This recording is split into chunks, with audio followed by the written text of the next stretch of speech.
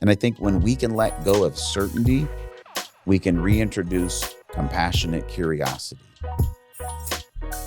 Like, man, as best I know, this is what I'm thinking, but I'm pretty sure I don't know everything. Tell me what have you discovered, right? So in my compassionate curiosity with you, what did I just do? I just created connection.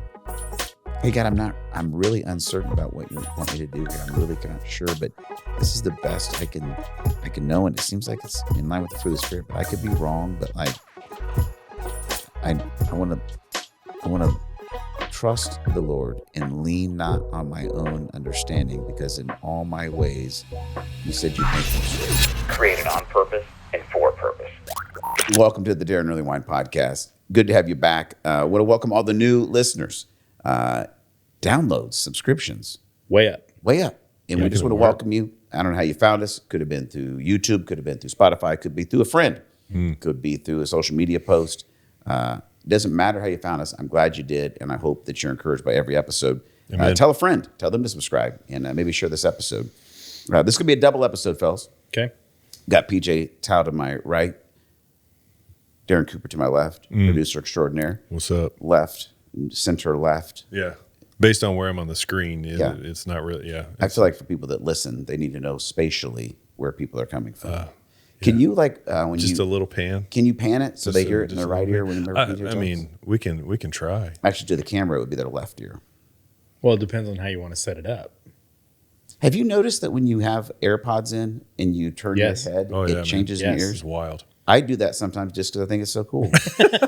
I'm on an airplane. People have to think I'm nuts. I'm sitting there watching a movie. I'm just going, look at that. I remember the first you're talking to my left ear now. I remember the first time that I heard it listening to music. Yeah. And I felt like I was in the middle of the stage. Yes. Yeah. And like turned my head, and it was a Foo Fighters record, and I turned my head and I'm like, oh, Dave Grohl moved. Yeah. I'm like, oh, this is so cool. What's happening? It's rad. First time I did it, I was like, oh man, my headphones just broke. Like I totally thought, I was like, oh, the bass just went out. Like what just happened? I was like, wait, that's actually a really back. fair point if you don't know what's going to happen. Yeah, I think my reaction was a little more like Cooper, like, oh no, they're broken. Oh no. And I was like, oh, wait a second, this is designed this way. Thank you, Apple engineers. You're geniuses.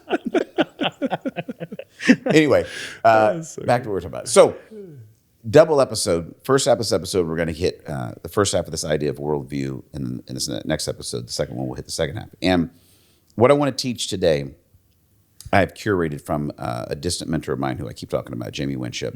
Last year, got introduced to him at a half-day conference or learning deal, and man, I dove in. And I used to feel guilty, and this is interesting. Maybe this will be maybe somebody. This is just your takeaway. Is my whole life I've been enamored by learning and reading, and not my whole life. Probably late teens, I got into it. It's like if I'm going to lead, I got to read. I was going to say, I've heard you talk about like you did not love school. Well, remember Hooked on Phonics? Worked for me. Worked for me. So I hated. That's what we call a throwback. That's true. Yeah, anybody that's 40 and older, we're like, I got that. This might be wrong. This is just how I remember the story. I feel like I had issues with phonics, and I struggled to read when I was young. It was like third grade, and I feel like my parents couldn't afford Hooked on Phonics, so I got like the generic version, maybe.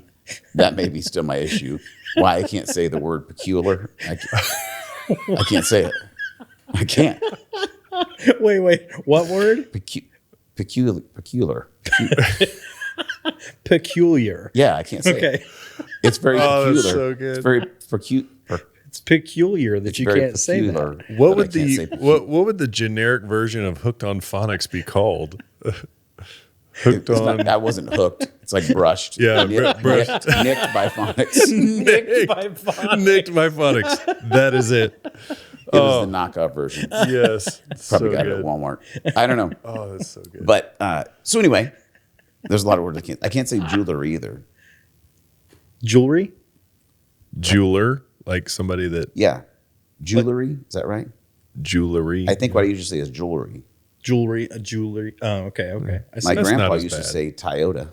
Toyota. He would also say Piana. Okay. Yeah. So it's my grandpa's fault. I dated a girl in high school that said turlet. No, she did. Yes, she did. Was she from Kentucky? Yeah, No No, offense to she was Kentucky from the people. South, though. And Okay. That's why you guys stopped dating, though. we didn't Yes. date super long, no. Yeah. At that point, you were like, I'm thinking more about genetics here. Hooked on phonics worked for her. Yeah. Anyway, Brushed on fire. yeah, Brushed. nicked. It nicked me. The heck am I? Oh, so I don't know how we got here. What I love about these episodes is we have a lot more fun. I'm all serious when I'm by myself. Look, yeah. I'm doing a podcast. Serious guy. So I used to hear these voices in my head, going back to our episode about hearing the voice of God. Yes. And when I would quote someone else or find something and be like, I want people to learn this, my head would be like, you're fake. You're a hack. Yeah, that's the enemy. It's the enemy. Right.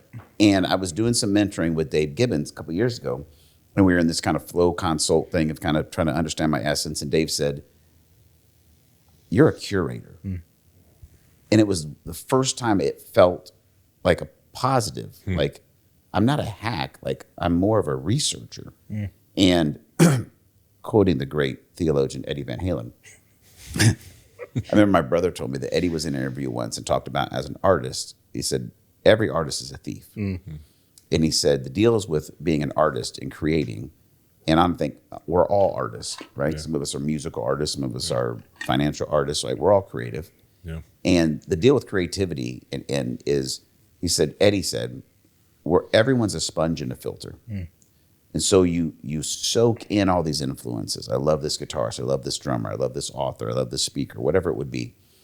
And you absorb that in this learning process. Then as you create, you become a filter. Yeah. And it comes out through, your individual kind of innovation. So, and I can look back over the past, 25 years is, for me, there have been some foundational people that, like, the moment I heard them speak, I remember it was 2001. I was at Catalyst Conference in Atlanta, and Earl McManus spoke. So I would have been 22, 23. I don't know what the math is there. Didn't know much, but I had a lot of convictions. I had a lot of vision, had a lot of ideas that I didn't know how to put into words. And the first time I heard Erwin speak, it was like, he's saying everything that I think, but I don't know how to say. And so, there's a handful of guys, Erwin, Alan Hirsch, Jamie Winship is another one of them now. They're these foundational pillar type of influences for me. And I want to encourage you as a listener is look for that. Yeah. Right? Because there's something about my calling that these people were a big part of helping instill and helping build.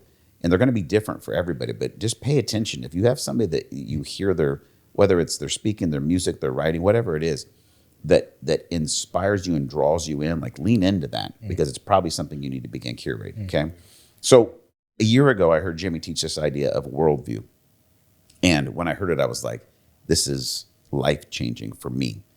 And I think I've sprinkled it in maybe a couple episodes, but I wanted to do a full 2 episodes to really unpack it together, because the more I teach it to people in Road Collective coaching is one of the I'm getting comments constantly from text messages, emails, like, dude, I'm seeing this everywhere. Like this, I was completely blind to this.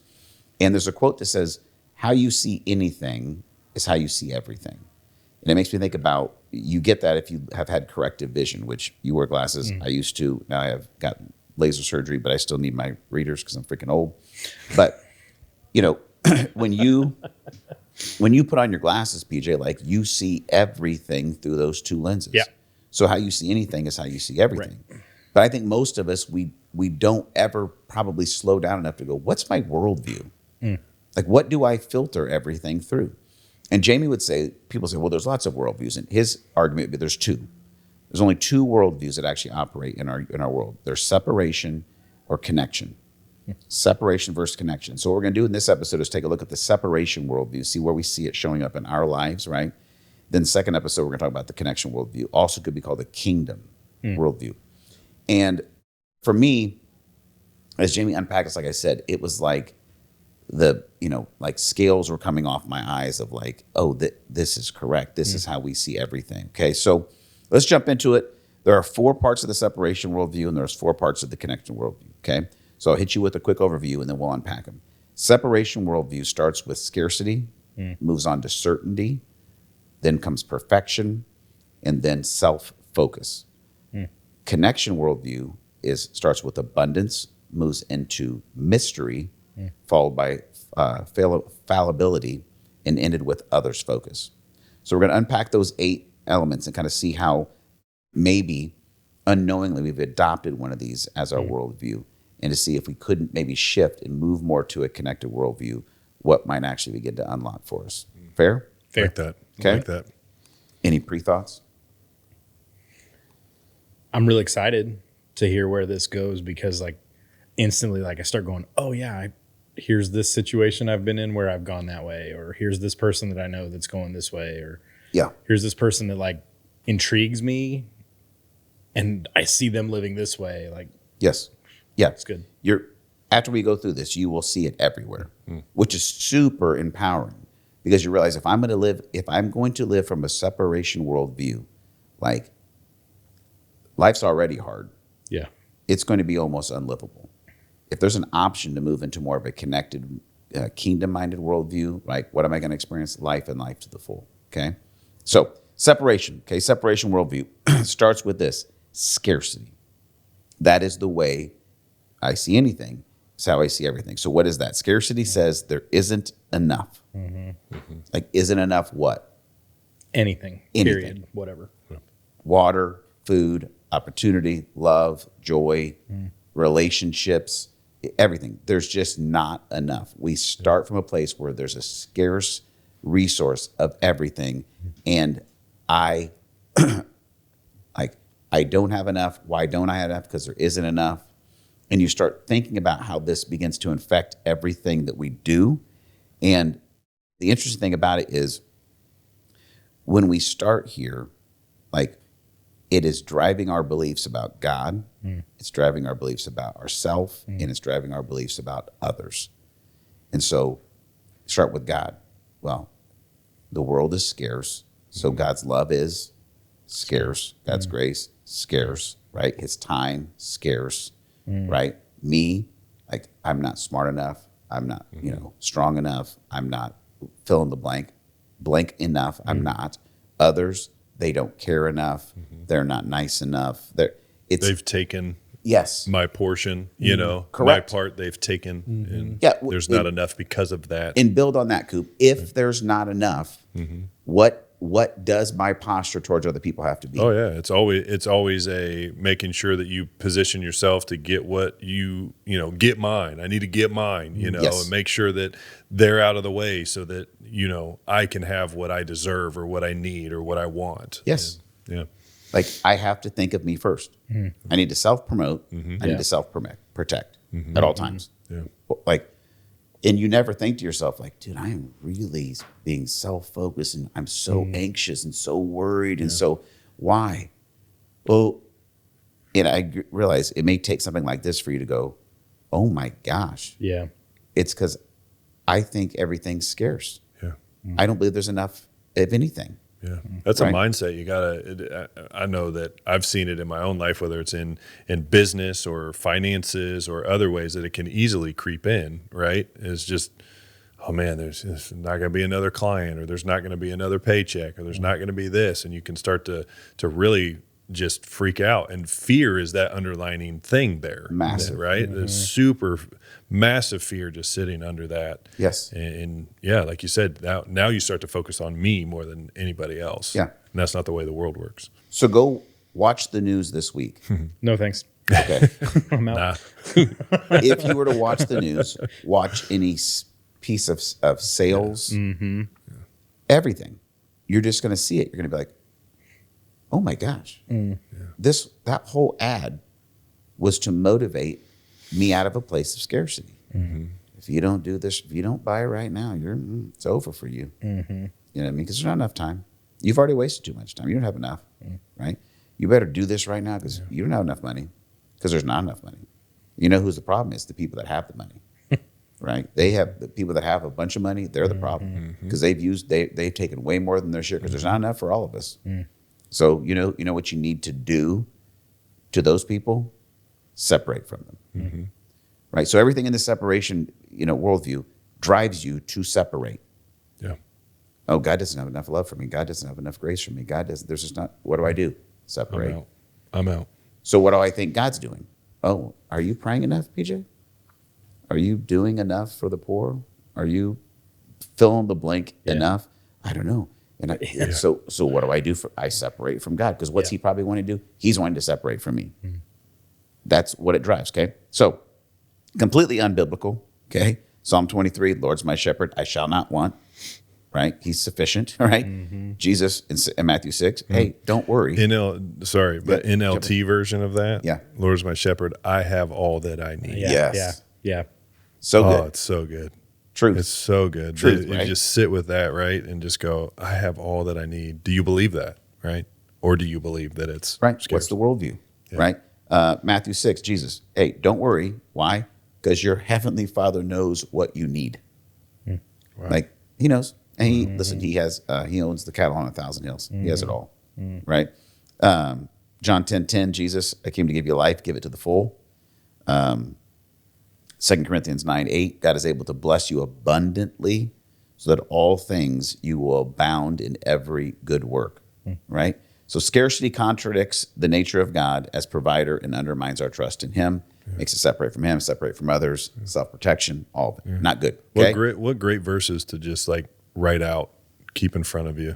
Yes. Remember, like if you find yourself going, that's my thing. That's the way I think. Put those verses in front of you. Yeah. Keep looking at them. Well, it goes back to our past episode about hearing the voice of God. When I talk about truthing up, like this is truthing up. What's true? That's true. Okay. Well, this is how I feel. Well, is your feeling true? No, actually, it's not. It's not based on truth, right? Got to change my worldview. Yeah. Scarcity runs into the next one would be certainty. Certainty says, I must control outcomes, predict the future, and eliminate risk. I have to know. I have to be certain, right? I have to be certain. Why? Because there's not enough. And man, like my Enneagram stuff is just like percolating all over the place on this. Like the self-preservation context on all of that, the I have to know, like fives that want to be that like knower and investigator to have all of that, and how we play off of all of those things. Like I feel like even on top, sorry, I'm totally tangenting for a second, but like I feel like on top of like just even seeing these worldviews everywhere, like the motivations behind it, like are already starting to open up and be like, oh, here we go. This is why. And this is what happened to somebody when they were a kid that caused them to be this way. And here's why their worldview. yes. Sorry, I'm nerding out over here on all this. That's good. Well, I don't want to. I think that the juxtaposition of these two worldviews will start to just show themselves. But like, and the righteous will live by faith, right? Which is confidence in things that we hope for, in certainty, like whatever it is, in things we can't see. Like this whole deal with God is being like, I don't actually know. Right. I mean, think about the idea of anything you think you really know about God, like you really get it, and you're really certain, very certain, we're right. Why do we have, I don't know how many, 1,000, probably more denominations? I have this picture when we get to heaven that God's going to go, okay, all of you Baptists get over here, and all of you Methodists get over here, and all of you Church of God and Wesleyan folks stand next to each other, but don't intermingle too much. Yeah. Throw some Nazarenes in there. Yeah, too. yeah, right. They're all kind of in the same boat. And then he's gonna be like, listen, you had this right, but you were really wrong about this, this, and this. And you had this right, and the snake thing was weird. But like this is like there's all that. Like I have this picture. Yes. This is heaven. Like, why can't we just get along? Correct. So when you have to be certain, remember God, myself, others. Yeah. Right. When certainty is your worldview, what do you do to other people that are certain about what they think?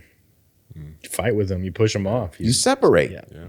Can't be around those people. Why? Because they're wrong. Right. How do you know? Because I'm certain. Why do you have to be certain? Isn't that the thing? I got to know. Because if I don't know, guess what? I feel out of control. I can't feel out of control. I got to be in control, and I got to know, and I got to be right. And if you have any other opposing viewpoint, that means you're probably wrong, or you're saying I'm wrong. So now I have to separate from you, right? And then I question so much. I'm so anxious about knowing whatever. I actually kind of separate from myself. I don't even trust my own discernment, right? Because I might be wrong, so then I can't make decisions. And then, I don't know. And I think God, man, he probably knows that I'm wrong, but maybe I'm right. I don't know, but I've got to be right. You just tailspin. Tailspin. Yeah. Like, why are you so anxious? Because I have to be right. Yeah. Who said that? Who told you had to be right? Like, what if you just walked in faith?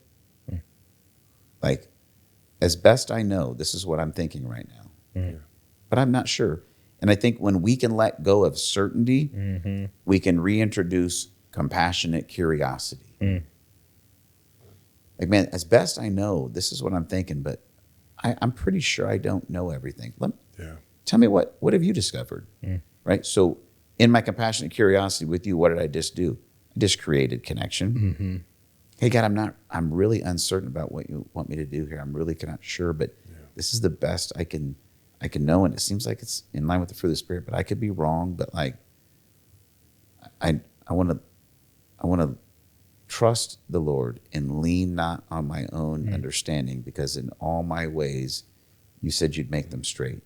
So on faith, I'm going to go with what I think, but I'm going to let go of my need to be certain.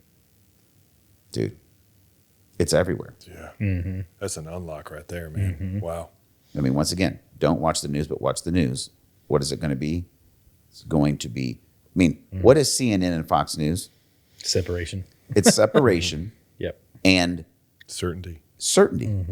Just giving you all day, every day, why you're right and why you know you should be right. And they are absolutely wrong, and they're wrong.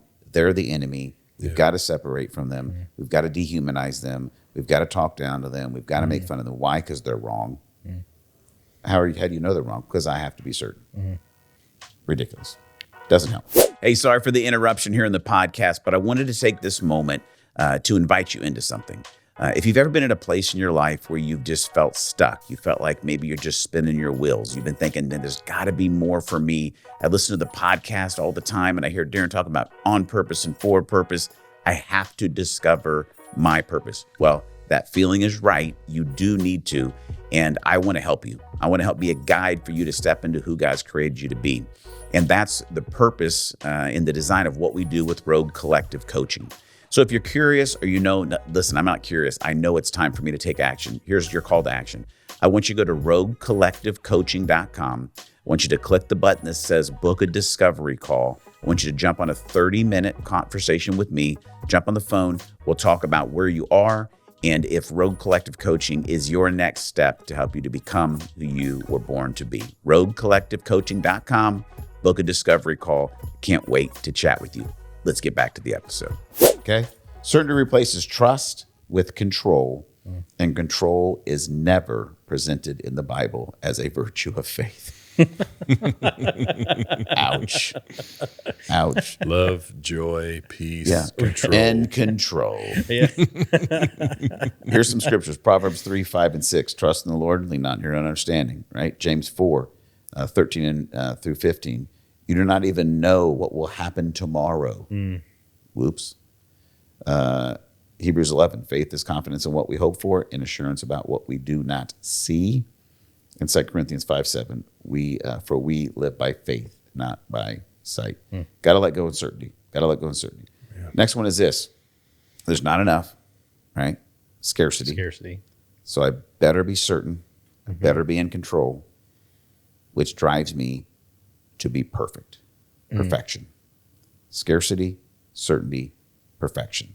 Yeah. Perfection says I must perform. I must achieve. Or be flawless to be accepted or have worth. Talk to people all the time about something they feel like maybe God's inviting them into. And this was probably 5-6 years ago, my word of the year was worthy. And it took me a year to just level up, and I'm still clawing out of that pit. But there's your worldview kryptonite. man, I really like to start this business. Man, I really want to start this relationship. Man, I really want to like, oh man, but I'm not worthy of that. Why? Because I'm not perfect. Well, because this, and I did this, and I make this mistake, and I'm this. So my imperfection, I have to be perfect. I'm not perfect, therefore I'm unworthy for whatever I'm excited about, whatever I want in my life. Bro, it's kryptonite for our souls. It's funny. I was listening to a business coach. This is kind of tangent or parallel to what you're talking about here. But I was listening to a business coach earlier, and he said that out of all the people that he's coached and kind of helped level up over the last few years, the ones that win are the ones that move the fastest. And usually the ones that aren't moving quickly are the ones that are like trying to make it perfect, right? Well, this thing needs to be perfect before I push go because of XYZ. And you can see it even in that, right? Like we slow down because we want it to be perfect when maybe God's inviting us into something deeper, and we just need to act. We just need to move. We need to just step into it and kind of let go of some of that perfection piece. And when that happens, you can move further, faster in some beautiful ways. And just kind of a parallel of that when I was literally right before we started this, I was watching that. And so that's what stuck out. It was like, oh yeah, I totally slow down and go, it's got to be perfect before I launch or before I do. That's the artist in us, right? Yeah. Like that perfectionist. Like we want our art to say something. We want it to be meaningful. We want it to be right. But like, look at product releases. Yeah. I mean, Apple just pushed an update to the operating system just this last week because there were bugs from the one that they pushed like a month before that. And, you know, because there were bugs that were in the one that was a month before that. And like, it's a constant evolution of growth. Yep. Yeah. And so why do, if these big corporations like this, looking at it from a worldview, worldly perspective, shall we say, if products are that way, we don't expect our products to be perfect. Why do we expect everything we do? And why do we expect ourselves to be perfect? Yeah. Well, our worldview, God, ourself, others, right? Well, God's perfect. That is correct. And there is a scripture that says, be perfect as your heavenly Father is perfect. So that means his standard is perfection. That's the bar. That's the bar. That's the bar. Oh, dang. Right. Except like, take that out of context. Exactly. Real dangerous. Right. Like, look at all of the teaching. Well, look at all of the people from, the first two, all the way through. What are they? Unbelievably imperfect. I was standing in the kitchen the other night and I looked at my wife and I said, listen, Angie, let me explain the whole Bible to you. And she goes, please share. And I said, God made us and he loves us. And then we screwed up, but he still loves us. So we should come back. It's the whole Bible in a nutshell. It is. And she was like, that's actually like really simple. It is. And I'm like, but that's the story over and over and over and over again. And we keep getting in the way. Like I'm reading in Jeremiah right now. And like, it's just Israel screwed up. Judah screwed up. Jeremiah screwed up. The person who wrote this about Jeremiah screwed up. Yes. But God is still here inviting us back into. Unless I'm reading the Bible with a separation worldview. Right. Yeah, that's fair. Right. What you just said is a connected worldview. That's connection.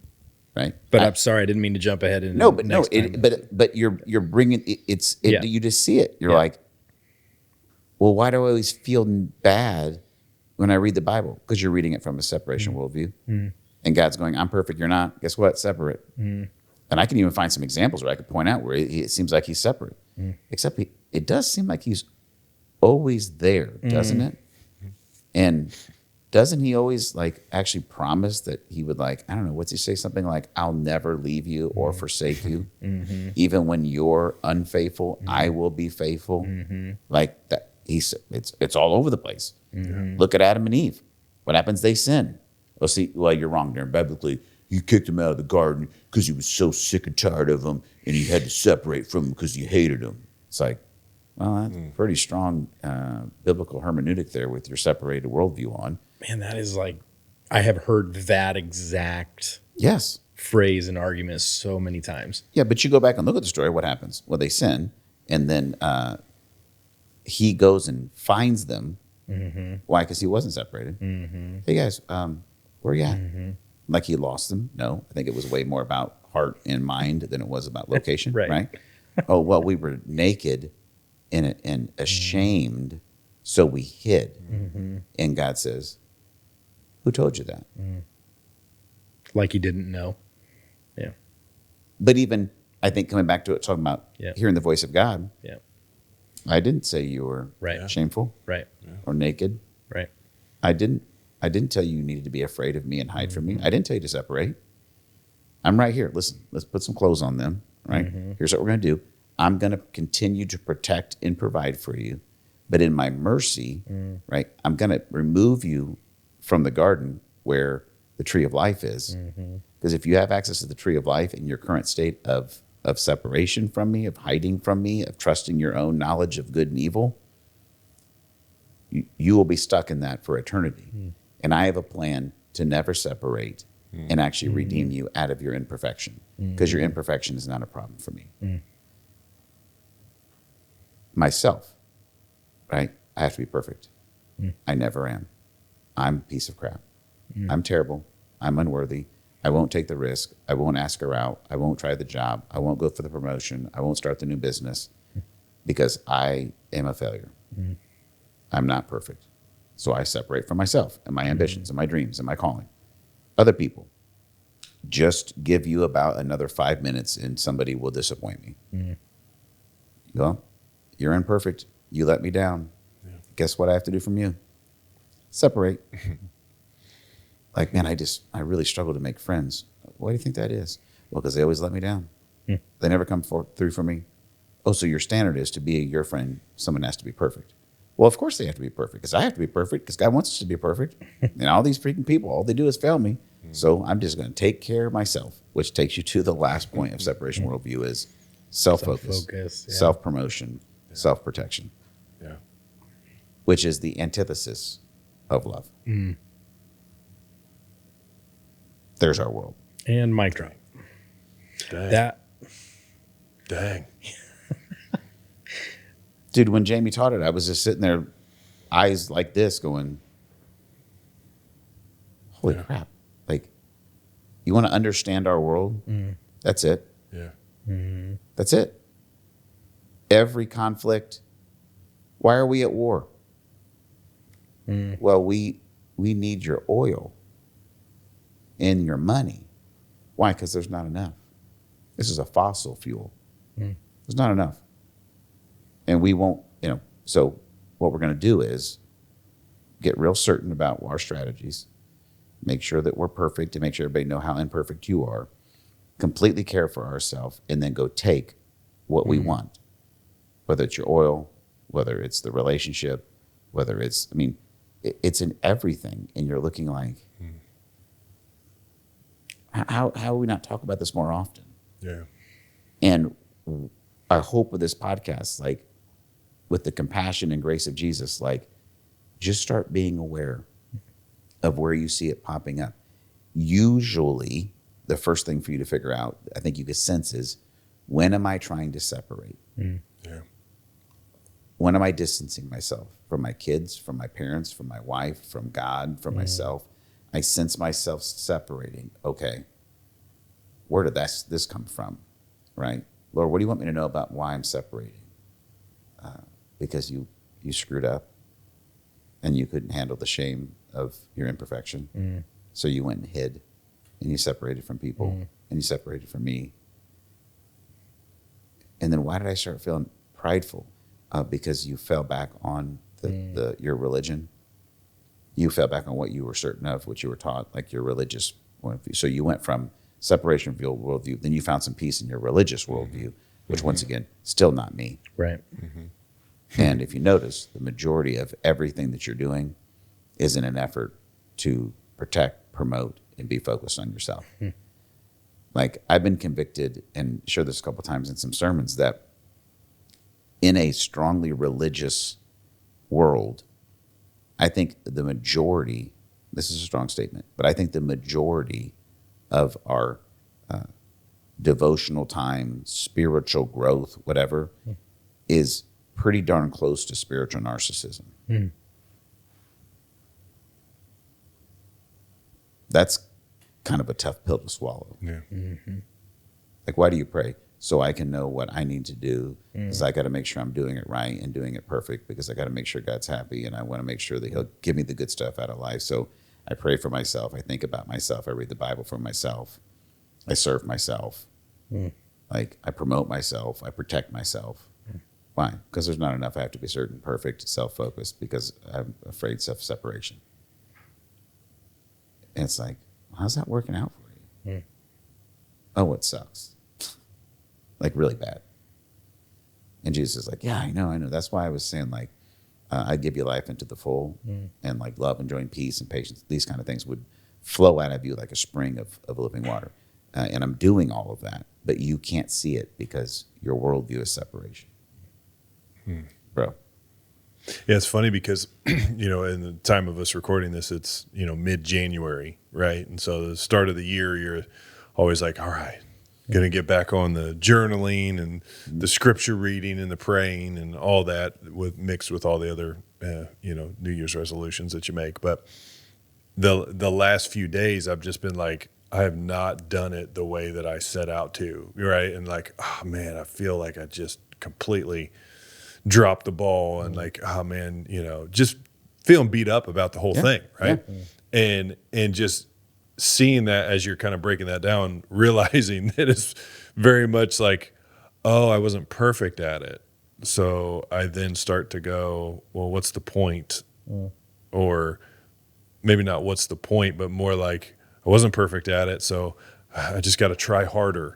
You know, or there is a way to structure my mornings so that it's perfect every time, you know, or like whatever that needs to look like. And I just felt the last couple of days God being like, what the heck are you so uptight about? You know, like, bro, just calm down. Like, come in, read some scriptures. Let's just hang out, you know, like you were saying, just allowing the scriptures to be the thing of like, God is speaking to me in this moment. And it's just like, oh man, yeah, I've totally made this a perfect thing and not necessarily a relationship thing. And you can start to see it, you know, those worldviews coming through every step of the way. Well, coming back, PJ, when you're talking about Enneagram stuff, right? Let's layer some of our spiritual DNA understanding of why do I do what I do, right? Enneagram type.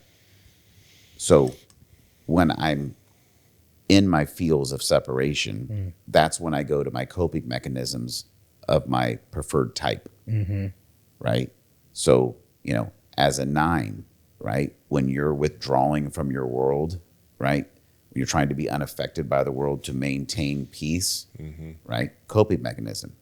For me, when I start to feel like scarcity, uncertainty, and perfection are unattainable, like, what do? I try to escape reality, right? I go to excess, right, as a 7, right? More is better. This hurts. I can't deal with negative emotions, so I got to fantasize about some fun trip I'm going to take, or what's the next big opportunity. Or so if I'm finding myself spiraling into just thinking outside of something, like, okay, what time out? What's happening here?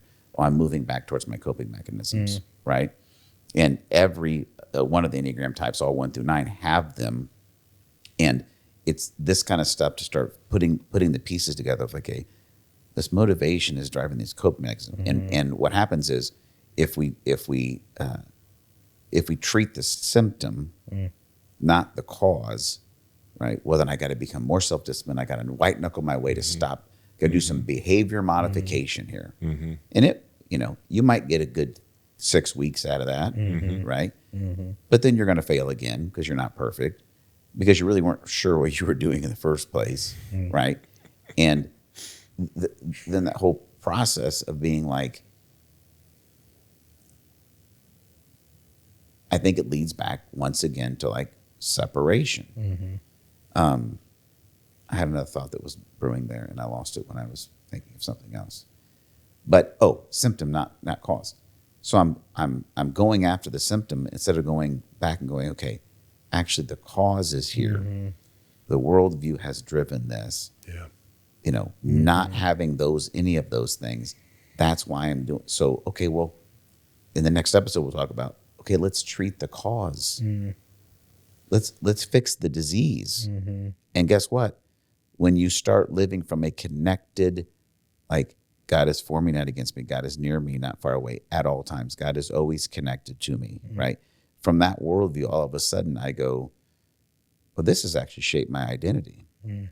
I'm a dearly loved child of God who is never alone, is never rejected. Like, I'm secure in his, okay, I'm provided. Oh, okay. Well, you know what I've noticed? The more I've started to live from that worldview, all of a sudden my behaviors have changed, and I didn't even try to change them, right? Because they were driven by worldview, okay? Let me give you a couple of scriptures that you might be right. Like Coop said, it was a great idea to write them down. On the perfection, okay? Ephesians 2, 8, and 9, it's by grace you've been saved, not by works, okay? 2 Corinthians 12, 9, my grace is sufficient for you. My power is made perfect in your weakness.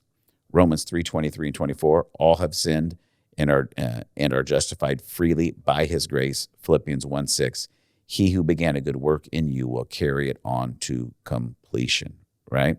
Self-focus was our last one there. Let's read some scripture for that one. Matthew 16, 24 through 25. Whoever wants to save their life will lose it, right? Self-preservation leads to loss. Philippians 2, 3 through 5. Do nothing out of selfish ambition. Value others above yourself. Galatians 2:20. I no longer live, but Christ lives in me.